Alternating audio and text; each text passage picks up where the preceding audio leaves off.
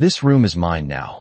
Those were the exact words my daughter-in-law said as she stood in the doorway of the bedroom I had slept in for over 30 years, her hand resting casually on the frame, like she had always belonged there, like I was the one who had wandered into the wrong place. And for a moment I truly believed I must have misheard her, because there are certain lines a person doesn't expect their own family to cross, not out loud, not without hesitation, not with that kind of calm certainty. But then I saw it. My clothes folded into neat, unfamiliar piles stacked outside in the hallway, my framed photos turned face down, my jewelry box placed on top like an afterthought, and something inside me didn't shatter the way people think it would. It didn't explode into anger or tears. It just went quiet, like a door closing somewhere deep where even I couldn't reach it anymore. My name is Margaret Collins. I am 68 years old. And that moment, standing barefoot on the hardwood floor of the home I paid off 22 years ago, was the exact moment I understood that I was no longer being treated like the owner of my own life, but like a guest who had overstayed her welcome.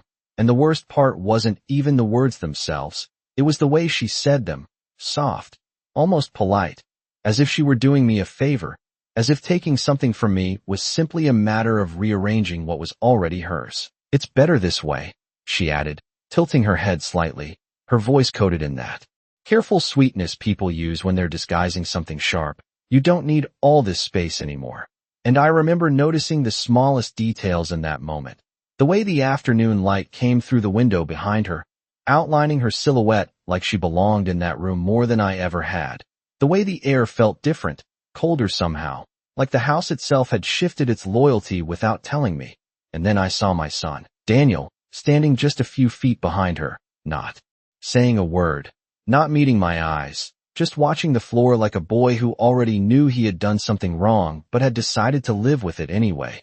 And that silence, that quiet agreement between them, hurt more than anything she could have said out loud, because silence like that is not confusion, it's consent. It's a decision made long before the words are spoken, and I realized then that this wasn't sudden. It wasn't a misunderstanding or a bad day or some temporary arrangement that would sort itself out by morning. No, this had been building quietly, piece by piece, conversation by conversation, until the day came when I was no longer asked, no longer consulted, just informed, repositioned, reduced, and I stood there holding the edge of the door like it was the only thing keeping me grounded. And for a second I considered saying something, reminding them whose name was on the deed, reminding them of the years, the sacrifices, the long nights and longer days that turned this house into a home. But the words didn't come, not because I didn't have them, but because something inside me understood that this moment wasn't about words anymore. It was about power, about who believed they had it and who was expected to quietly give it up. And so I did the one thing they least expected me to do. I said nothing. I stepped aside, and I let her walk past me into the room as if she had already won, because sometimes the most dangerous thing a person can do is stay calm when everyone is waiting for them to break. And as I picked up my folded clothes from the hallway floor, I realized something else, something colder, sharper, clearer than anything I had felt in years. This was not the end of anything. It was the beginning of something they had not even begun to understand. The guest room was at the back of the house, the one we used to offer to visitors during holidays, a small square space with a narrow window that looked out onto the side yard where the grass never seemed to grow evenly. And as I stepped inside carrying the last of my folded clothes, I noticed how carefully everything had already been arranged for me. The bed made with sheets I did not recognize, the closet half cleared as if someone had measured exactly how much space I was now allowed to occupy. And there was something almost impressive about that level of quiet preparation, because it meant this was not impulsive. It was planned, calculated, decided long before I ever stood in that doorway and heard those words.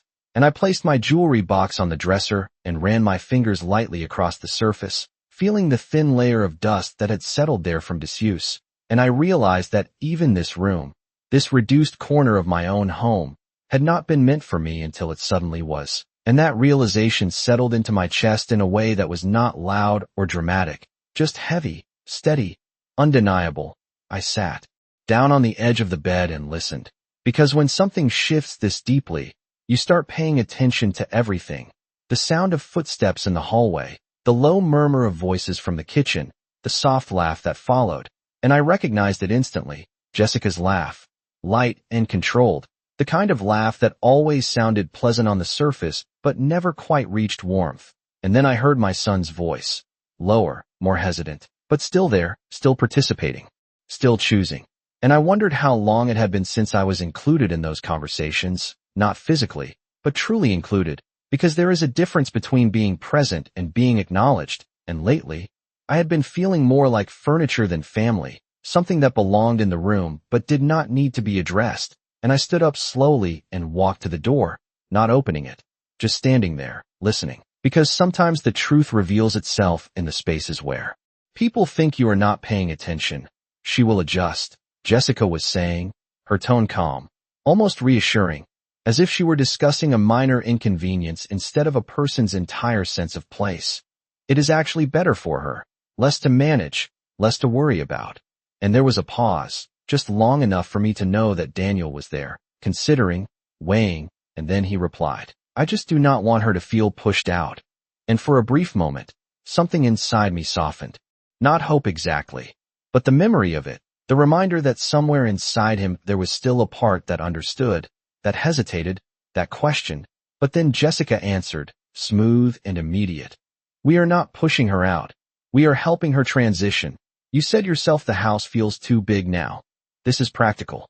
Practical, that word echoed in my mind with a strange clarity, because practicality has a way of erasing emotion, of turning decisions that should be difficult into ones that seem obvious, reasonable, even necessary, and I stepped back from the door before they could hear me breathing on the other side, before I could hear anything else that might make it harder to stay as composed as I needed to be, and I returned to the bed, sitting down again, folding and refolding the same sweater without looking at it. And I thought about the word guest, the way it had been used earlier, not directly this time, but implied in every action, every adjustment, every quiet rearrangement of my life within these walls. Because a guest is someone who can be moved, someone who can be accommodated, someone who does not have a permanent claim, and I had spent years believing that my role here was something deeper, something rooted, something that could not be shifted without consequence. But now I could. See how easily that perception had been rewritten, not in a single moment, but over time, through small allowances, small silences, small decisions I had chosen not to challenge. And I realized then that this was not just about a room. It was about a position, a quiet redefinition of who I was within my own home. And the more I thought about it, the clearer it became that what had happened today was simply the first visible step of something much larger, something that had already been set in motion long before I noticed it. And I leaned back slightly, letting my hands rest in my lap, my breathing steady, my expression calm. Because if there is one thing life teaches you after 68 years, it is that not every battle is meant to be fought in the moment it begins. Some are meant to be observed, understood, and only then answered. And as I looked around that small room, at the narrow window, the unfamiliar sheets, the carefully measured space that was now mine, I felt something shift again, not breaking this time, but sharpening, focusing, becoming something quieter and far more deliberate. Because whatever they believed they had just taken from me, they had misunderstood one very important thing. I had not lost my place. I had simply stopped announcing it. The next morning began the way all ordinary mornings do, with lights slipping quietly through the blinds and the faint hum of the refrigerator down the hall. But nothing about it felt ordinary anymore, because once something fundamental shifts, even the smallest routines carry a different weight. And I woke up in that unfamiliar bed with a stillness that did not belong to sleep. It belonged to awareness. The kind that settles in when your mind has already accepted what your heart is still catching up to.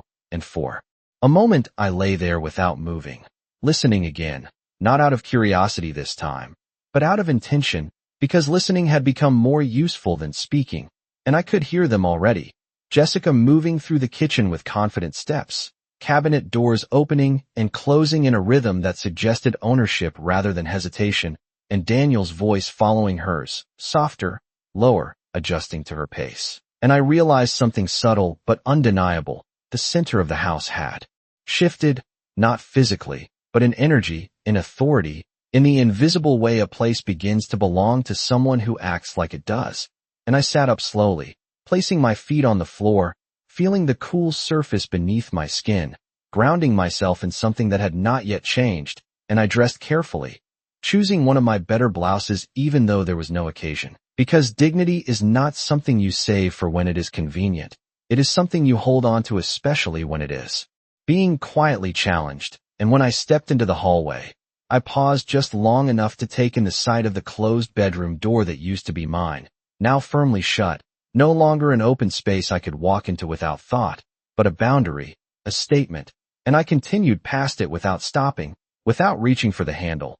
Because there are moments when acknowledging a line only gives it more power, and when I entered the kitchen, Jessica glanced up briefly, offering a small smile that did not quite reach her eyes. "Good morning," she said, as if nothing had happened, as if yesterday had been nothing more than a simple rearrangement of furniture, and I returned the greeting with the same calm tone, matching her surface without mirroring her intent, and Daniel looked at me then, just for a second, long enough for me to see the flicker of something in his expression, uncertainty, maybe even guilt, but it passed quickly, replaced by a neutral composure that told me he had already chosen how he wanted this to go. "There is coffee," he said, gesturing toward the counter, and I nodded, pouring myself a cup, noticing how the mug I usually used was no longer where it had always been, replaced by a different one, smaller, simpler, as if even the objects around me were being quietly reassigned. And I took a sip, letting the warmth settle in, not for comfort, but for clarity, because every small detail was telling me the same story, not loudly, not dramatically, but consistently, and consistency is what turns an action into a pattern, and a pattern into a reality. And as they continued talking about plans for the day, errands, schedules, things that used to include me, but now moved around me, I realized that I was being positioned as someone who could observe, but not influence, someone present but not central.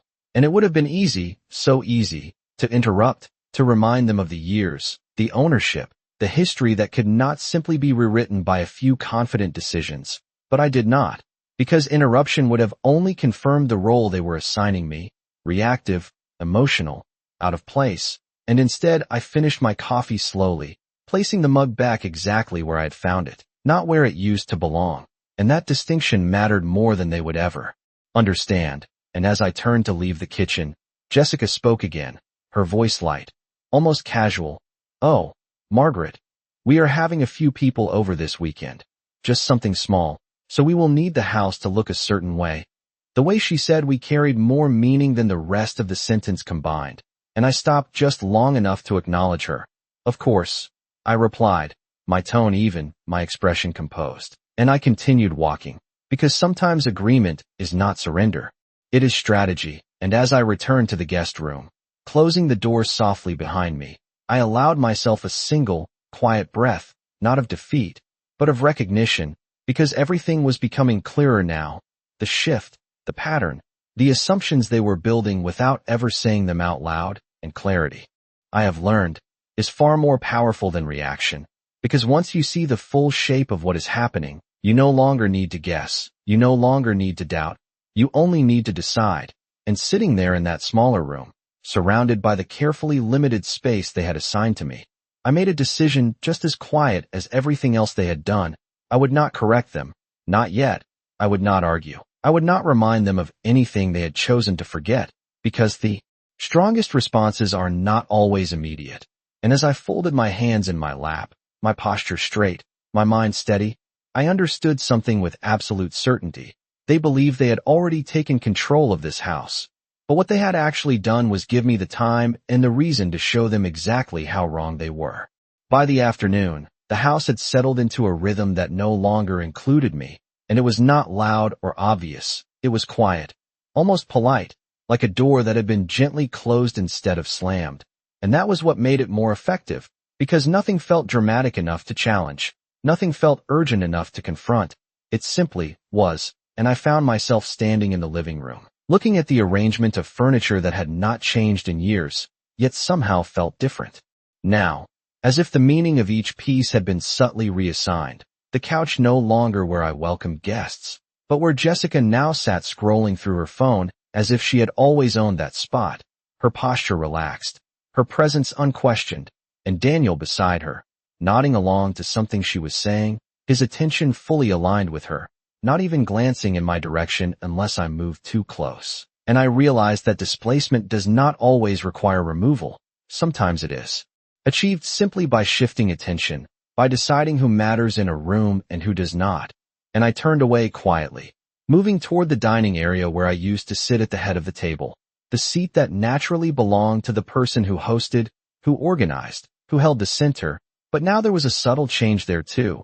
Jessica's purse placed casually on that chair, not deliberately blocking it, just occupying it, as if it had already been claimed without needing to say so. And I paused for a moment, my hand resting lightly on the back of another chair, considering the simplicity of the gesture, how something so small could carry so much meaning. And instead of moving her things or choosing a different seat in quiet acceptance, I did something even quieter.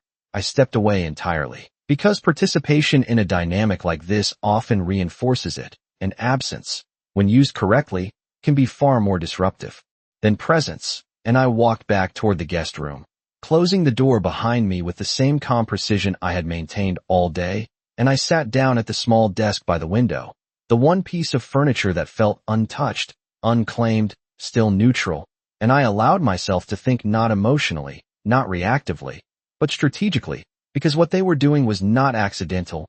It followed a pattern, a structure, one that I had seen before in different forms throughout my life, in workplaces, in relationships, in subtle power shifts that happen not through confrontation, but through gradual repositioning. And once you recognize the pattern, it becomes easier to step outside of it, to observe it rather than be absorbed by it. And I began to mentally trace the timeline, not just from yesterday, but from months ago, the small comments Jessica would make about the house being too large, the suggestions that certain rooms were underused, the way Daniel started referring to decisions as things we needed to consider instead of asking me directly, the way invitations to conversations became statements of conclusion. And I could see now that this had not started with the bedroom. That was simply the most visible step, the one that made everything undeniable. And I leaned back slightly in the chair, my hands resting calmly on the desk, my breathing even. Because clarity removes the urgency to react. It replaces it with the ability to choose. And as I sat there, I noticed something else, something I had almost overlooked in the emotional weight of the situation, a detail that did not belong to them, something that had not changed no matter how much they rearranged the surface of things. And that was the structure beneath it all, the ownership, the foundation, the quiet realities that are not visible in daily interactions but hold far more power than any conversation ever could. And I allowed that thought to settle in fully, not rushing it, not acting on it yet, just acknowledging it, because timing, I have learned, is often more important than action itself. And outside the room, I could hear Jessica moving again, her voice carrying lightly through the hallway as she spoke on the phone, telling someone about their plans, about hosting, about making the space feel right. And there it was again, that word without being said directly, their space, their home, their decisions. And I almost smiled, not out of amusement, but out of recognition, because the more confidently someone assumes control, the less they question whether they truly have it. And that is where mistakes are made, not loudly, not dramatically, but quietly, confidently, and often too late to undo without consequence. And I stood up slowly, walking to the small mirror above the dresser, looking at my reflection not to check my appearance, but to ground myself in something that had not shifted, my posture, my composure, my awareness. And I adjusted the collar of my blouse slightly, a small, deliberate act that reminded me of who I was before any of this began, before they started rewriting the roles in this house. And I met my own eyes in the mirror with a calm that did not need to prove itself, because I understood something now with complete certainty. They believed they were building a new order in this home, but what they had actually done was reveal exactly how they intended to operate. And once you understand someone's pattern, you no longer need to rush. You only need to wait for the right moment to respond. And as I turned away from the mirror, my steps steady, my mind clear, I knew that moment was already on its way. The rest of that afternoon unfolded with a precision that would have impressed me under different circumstances. Every movement in the house carrying a quiet sense of intention, as if each decision had already been discussed, agreed upon, and executed without the need to include me. And I watched it all from a distance that was not physical but deliberate, choosing to remain slightly removed, because distance, when chosen, gives you a perspective that closeness often clouds, and from that perspective, everything became clearer, the way Jessica moved through each room, not as someone adjusting to a new environment, but as someone refining it, correcting it, shaping it into something that aligned with her preferences, her standards, her vision, and Daniel followed her lead in ways that were subtle but unmistakable, offering suggestions that echoed her thoughts, agreeing before she even finished speaking, and I could see the dynamic fully now, not as a single moment of disrespect, but as a system, one where influence had been gradually transferred until it no longer needed to be negotiated. It was simply assumed, and I stepped into the kitchen again later that evening, not to join them, but to observe one more time, to confirm what I already understood, and Jessica was standing at the counter rearranging items that had been in the same place for years, moving things inches at a time, adjusting, refining, and when she noticed me, she offered that same controlled smile. "We are just organizing a little," she said, her tone light, almost reassuring, as if she expected resistance that never came, and I nodded slightly, allowing the moment to pass without interruption, because interruption would have disrupted my own process more than theirs, and Daniel glanced at me again, that same flicker of something uncertain passing through his expression, but once again, it did not stay. It never stayed, because uncertainty without action is simply a pause before compliance, and I moved past them, opening a cabinet not to take anything but to see what had been moved, what had been replaced, what had been subtly reassigned, and the pattern was consistent, nothing removed entirely, just shifted, repositioned, redefined, and that was the brilliance of it, because nothing they had done could be pointed to as overtly wrong, nothing that would justify confrontation in the eyes of an outsider. It was all reasonable, practical, even helpful if you chose to see it that way, and that is how control is often established, not through force, but through the quiet accumulation of reasonable decisions that, over time, leave no room for anything else. And I closed the cabinet gently, turning back toward the hallway, my steps unhurried, my expression unchanged, because by now I understood that reacting would only validate the version of me they were expecting, the one who would eventually object, become emotional, and be dismissed as resistant or difficult, and I had no intention of playing that role for them. Not now, not ever. And as I returned to the guest room, I paused once more at the threshold, not because I hesitated, but because I was measuring, assessing, placing everything in its proper context, and I stepped inside, closing the door with the same quiet control I had maintained all day, and I sat down at the desk again, this time not to observe, but to begin organizing my thoughts into something more concrete, because observation without action eventually becomes acceptance. And I was not accepting anything.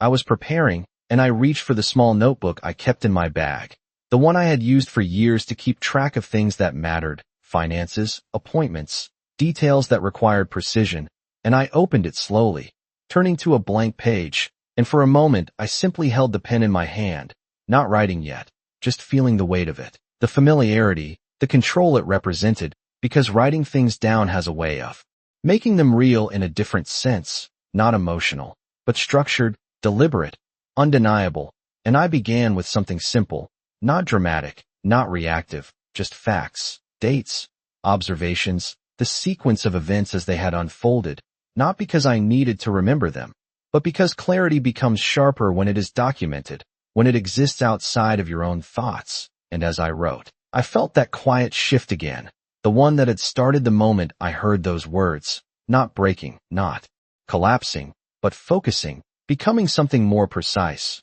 more intentional, and I realized that what they had mistaken for silence was not weakness, it was restraint, and restraint, when used correctly, is not passive, it is controlled, directed, purposeful, and I continued writing, my hand steady, my mind clear, outlining not just what had happened, but what it meant, the pattern, the structure, the assumptions they were building, and how those assumptions could be addressed, not through confrontation, but through something far more effective, something they would not see coming because they were too confident in the version of reality they had created.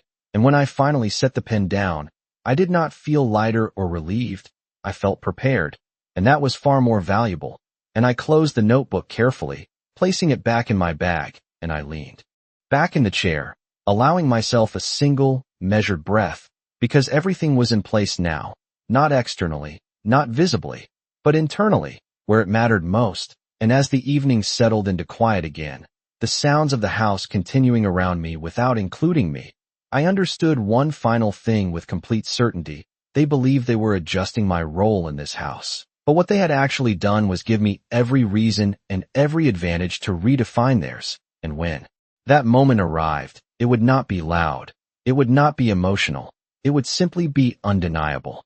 The next 2 days passed with a kind of quiet precision that would have been almost peaceful if it had not been so deliberate. Every interaction measured, every movement calculated, and I maintained the same calm presence throughout, not withdrawing completely, but never fully engaging, existing in that narrow space between participation and observation where people often reveal more than they intend. And Jessica continued to reshape the house in small, controlled ways, adjusting schedules, assigning tasks without calling them that, suggesting changes that always seemed reasonable on the surface, and Daniel adapted to it seamlessly, as if the transition required no effort at all, and I watched him carefully during those moments, not with anger, but with a clarity that only comes when expectation has already been removed, because once you stop expecting someone to act differently, you begin to see exactly who they are choosing to be, and that clarity has a way of settling deeper than disappointment ever could. And on the third morning, I noticed something new, something that did not belong to routine or preference, something that carried intention in a different form, and it was a list, handwritten, placed neatly on the kitchen counter where it could not be missed, a list of preparations for the weekend gathering Jessica had mentioned, items to clean, areas to organize, details to address, and my name appeared there, not as a suggestion, not as a request, but as a quiet assignment. Margaret, guest room and back hallway, written in the same neat handwriting as everything else, and I stood there for a moment looking at it, not reacting, not moving, just allowing the weight of that single line to settle fully into place, because there it was, clear and undeniable, the shift from inclusion to instruction, from presence to utility. And I reached out and picked up the paper, holding it lightly between my fingers as if it might reveal something more if I looked at it long enough. But it did not need to. It had already said everything. And Jessica entered the kitchen just then, her expression calm, expectant, as if she had already anticipated this moment. "I thought it would help to organize things," she said, her tone measured, reasonable, the same careful balance she always maintained, and I nodded once, setting the paper back down exactly where it had been. "Of course," I replied, my voice steady, giving her nothing to adjust, nothing to correct, nothing to push against, and for a brief second, something shifted in her expression, not confusion, but a subtle recalibration, as if my lack of resistance required her to rethink the next step. And that was when I knew I was moving correctly, because people who rely on control often depend on reaction to maintain it. And when that reaction does not come, the structure they have built begins to lose its stability in ways they do not immediately understand. And I carried on with the day as expected, moving through the tasks assigned to me with a level of precision that made it impossible to criticize. The guest room already in order, the hallway cleaner than it had been in months, every detail addressed without question, without delay, and that was important, because compliance, when done deliberately, can be more revealing than resistance. It allows people to become comfortable, to lower their guard, to believe that their version of reality has been accepted. And by the time the afternoon arrived, Jessica had fully settled into that belief, her movements more relaxed, her tone more assured, her conversations with Daniel carrying a sense of finality, as if the transition they had set in motion was now complete. And I remained consistent, calm, composed, present but not participating in the dynamic they were reinforcing. And later that evening, as I returned to the guest room once again, I opened my notebook, not to record what had happened, but to review what I had already written, the pattern, the structure, the sequence, and I added one more line, simple, precise. "They believe this is finished," and I paused there, letting that sentence settle, because belief is often the most fragile part of any system. It holds everything together until it does not. And I closed the notebook slowly, placing it back in my bag, and I stood by the window, looking out at the side yard where the light had begun to fade, the uneven grass catching the last of the sun, and I allowed myself a single moment of reflection, not on what had been taken, but on what remained unchanged, because beneath all of this, beneath the rearranged rooms, the reassigned roles, the quiet assumptions and careful words, there were things they had not considered, things they had not questioned, and those were the things that mattered most. And as the house settled into silence for the night, I understood something with absolute clarity. They had mistaken my silence for agreement, my calm for acceptance, my presence for permission, and that misunderstanding was not something I intended to correct immediately, because the longer it remained, the more certain they would become, and certainty, when built on incomplete understanding, has a way of unraveling all at once, and when it does, it leaves no room for explanation, only realization, and I stepped away from the window, my posture steady, my expression unchanged, because everything was moving exactly as it needed to, and the moment they believed they had secured their place was the exact moment they became the most vulnerable to losing it. The morning of the gathering arrived with a kind of quiet anticipation that settled into every corner of the house, not loud or chaotic, but deliberate, controlled, and I could feel it the moment I stepped into the hallway, the air carrying that subtle tension that comes when people are preparing not just a space, but an image, a version of themselves they intend to present. And Jessica was already moving through the kitchen with a level of focus that suggested this day mattered more than the others, her movements sharper, her instructions more direct, though still wrapped in that same measured tone she always used, and Daniel followed closely behind her, adjusting things as she spoke, nodding before she even finished her sentences, and I watched it all without interruption, standing just long enough to take in the details, the arrangement of plates, the repositioning of chairs, the careful placement of decorations that had not been used in years, all of it pointing to one thing. This was no longer just a home. It was a stage, and they were preparing to perform, and I moved quietly through my assigned spaces, ensuring everything was exactly as expected, not because I accepted the role they had given me, but because fulfilling it removed any reason for them to question me. And that was important, because today was not about proving anything through resistance. It was about allowing them to settle fully into the version of reality they believed they had created. And by late afternoon, the house was ready, everything in place, every surface reflecting the order Jessica had imposed, and when the first guests arrived, I was already seated in the living room, not at the center, but not hidden either, positioned carefully within view, but outside the focus. And Jessica greeted them with that same controlled warmth, her smile precise, her tone welcoming, introducing the house as if she had always been the one responsible for it. And I listened as she spoke, noting the subtle shifts in language, the way she said "our home" without hesitation, the way Daniel stood beside her, reinforcing that narrative simply by not correcting it. And I could see how easily it worked, how quickly people accepted what was presented to them when it was delivered with confidence, because most people do not question what appears stable, what appears certain, and I remained exactly where I was, observing, not reacting, because this moment was not about them, it was about the structure they had built, and whether it could hold under the weight of something real.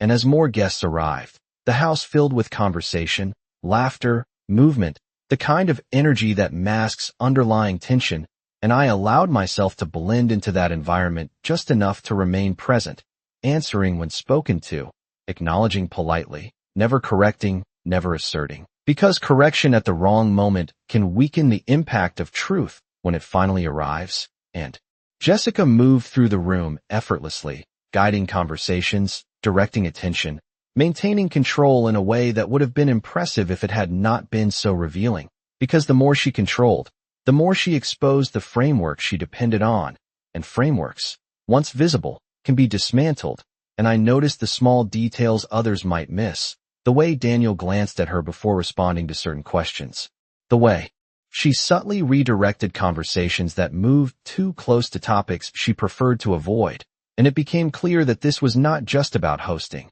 It was about reinforcing a narrative, one where their position in this house was unquestioned, established, permanent, and I almost admired the confidence of it, the assumption that no one would challenge it, that no one would look beyond what was presented. And that assumption was precisely what made this moment possible.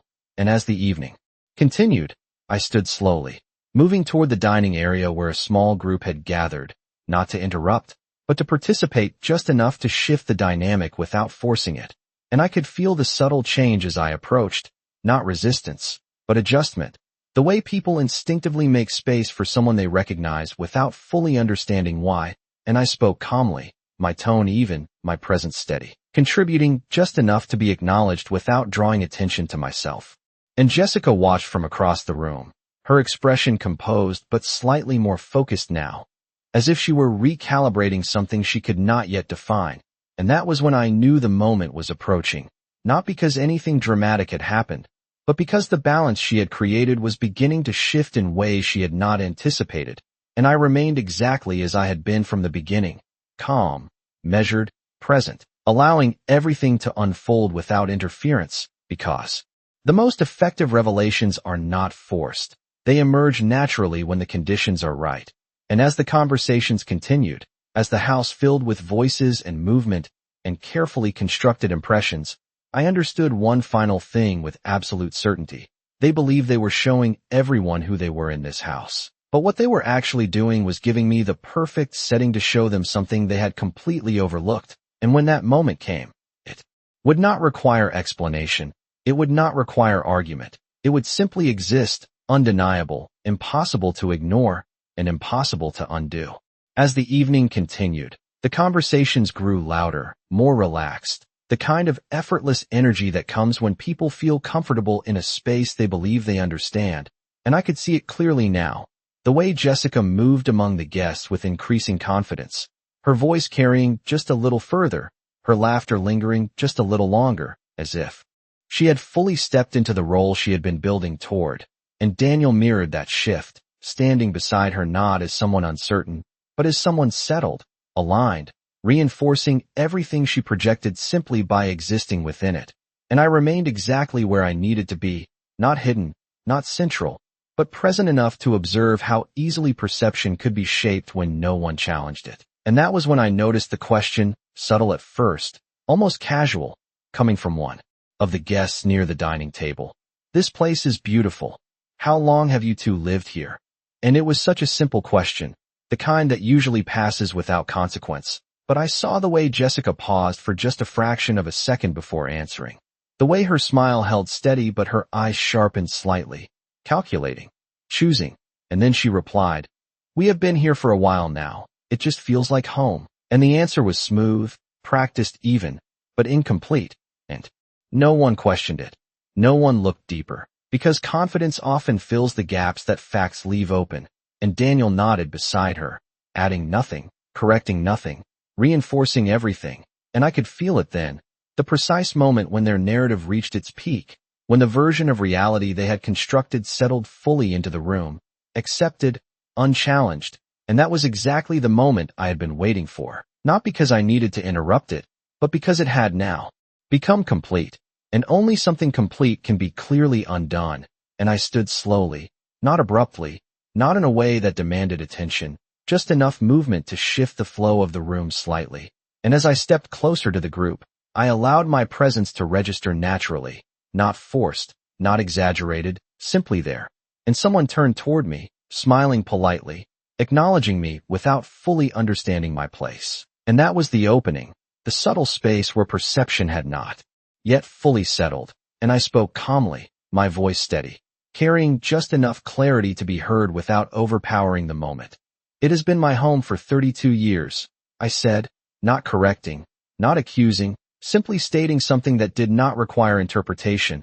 And for a brief second, the room shifted, not dramatically, not loudly, but noticeably, like a slight change in temperature that everyone feels.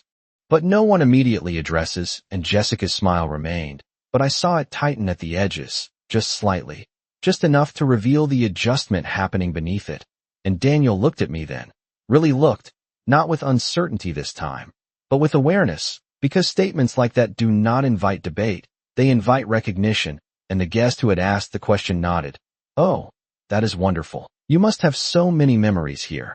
And I returned the nod with the same calm composure. I do, I replied, letting the words settle without adding anything further, because elaboration would have diluted the precision of the moment, and I stepped back slightly, allowing the conversation to continue. But it did not continue in the same way. The tone had shifted, subtly but irreversibly, because once a new piece of information enters a space, it cannot be removed. It can only be acknowledged or ignored, and ignoring it requires effort that most people are not willing to sustain. And I watched as Jessica recalibrated again, adjusting her tone, redirecting the conversation, attempting to restore the balance she had so carefully built, and she did it well, smoothly, skillfully. But something had changed, something small but significant, the kind of change that does not disrupt the surface but alters the foundation beneath it. And I returned to my place without drawing further attention, because one precise moment is often more powerful than a series of explanations. And as the evening moved forward, I could see the difference in the way people looked at me, not dramatically, not with sudden realization, but with a subtle shift in acknowledgement, as if they were quietly adjusting their understanding of the space, of the roles within it. And that was all that was needed, not confrontation, not correction, just clarity introduced at the right moment. And as the gathering began to wind down, guests offering their thanks, their compliments, their polite farewells, I remained composed, unchanged, because nothing about my position had shifted externally, but internally, everything had aligned exactly as it needed to. And as the last guest stepped out and the door closed behind them, leaving the house in that familiar quiet once again, I understood something with absolute certainty. They believed the evening had gone well, that everything had unfolded according to their expectations, but what they did not yet realize was that the moment they had tried to define this house as theirs was the exact moment they had given me the opportunity to remind everyone, including themselves, that some things do not change simply because someone decides they should, and that reminder, once made, does not fade. It settles, it stays, and it waits for what comes next. After the door closed and the last echo of polite laughter faded into the quiet, the house felt different again, but not in the way it had before. This was not the quiet of exclusion or adjustment. It was the quiet that follows something being revealed, something subtle but irreversible. And I remained where I was for a moment, standing near the edge of the living room, allowing that stillness to settle fully before moving. Because moments like this are not meant to be rushed, they are meant to be understood. And I could feel their attention shift toward me even before I turned, not directly, not confrontationally, but with that quiet awareness people have when something has changed and they are not yet sure how to respond to it. And Jessica was the first to speak, her tone still controlled, still measured, but carrying a slight edge that had not been there before. That was unnecessary, she said, not raising her voice, not creating a scene, but choosing her words carefully, as if she believed precision would restore what had shifted. And I turned to face her fully, my posture steady, my expression calm, because calm, at this point, was no longer a choice. It was an advantage. It was accurate. I replied, my voice even, not challenging, not defensive, simply stating something that did not require interpretation. And for a moment, neither of them responded, not because they did not have something to say, but because accuracy is difficult to argue against when it is delivered without emotion. And Daniel stepped forward slightly, his expression more serious now, more present than it had been in days. Mom, you could have just let it go, he said. And there it was, not a denial of what I had said, not a correction, but a request for silence, a preference for comfort over truth. And I looked at him carefully, not with anger, not with disappointment, but with the kind of clarity that does not need to be softened. Let what go? I asked, and the question was not rhetorical, it was precise, because sometimes asking someone to define what they want you to ignore reveals more than any argument ever could. And he hesitated, just for a second, and in that hesitation, everything became even clearer, because there was no simple answer, no way to frame it without acknowledging the very thing they had been trying to avoid. And Jessica stepped in then, her voice smoother, quicker, attempting to regain control of the moment.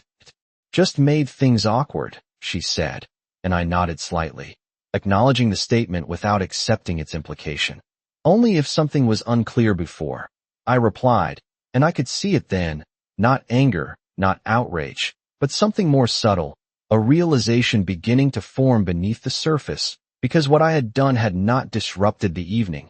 It had clarified it. And clarity has a way of unsettling people who rely on ambiguity to maintain control, and I moved past them calmly, not lingering, not pressing the moment further, because pushing too hard after a shift like that can undo its effectiveness, and I walked toward the kitchen, setting a glass in the sink with the same steady movements I had maintained all day, allowing the silence behind me to settle on its own terms.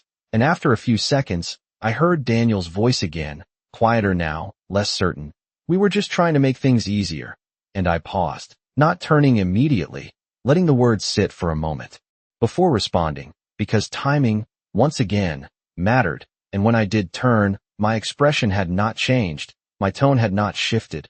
For who? I asked, and that question, simple as it was, carried more weight than anything else I had said, because it required an answer they had not yet considered. And once again, there was that pause, that small but significant space where certainty begins to break down, and Jessica did not respond this time. Her composure still intact, but her focus sharper, more guarded, and Daniel looked at me with something closer to recognition now, not full understanding, not yet, but enough to feel the shift. Enough to realize that the version of events they had been operating within was no longer stable, and I did not wait for them to respond, because I did not need them to. The question had already done its work, and I turned back toward the guest room, my steps steady, my breathing even, because everything that needed to be set in motion already had been, and as I closed the door behind me, I allowed myself a single, quiet exhale, not of relief, but of confirmation, because the foundation they had built was no longer solid. It had been adjusted, subtly but permanently, and I sat down at the desk once more, opening my notebook to the page I had written earlier, and I added one final line. Just beneath the last, they have started to see it. And I closed the notebook carefully, placing it back in my bag, because from this point forward, the process would not require as much observation.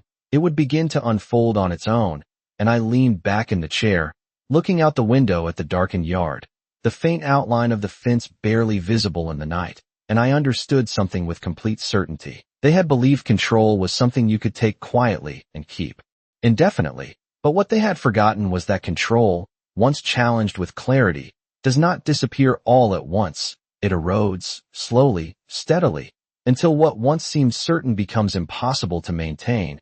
And I had no intention of stopping that process. Not now. Not when it had only just begun.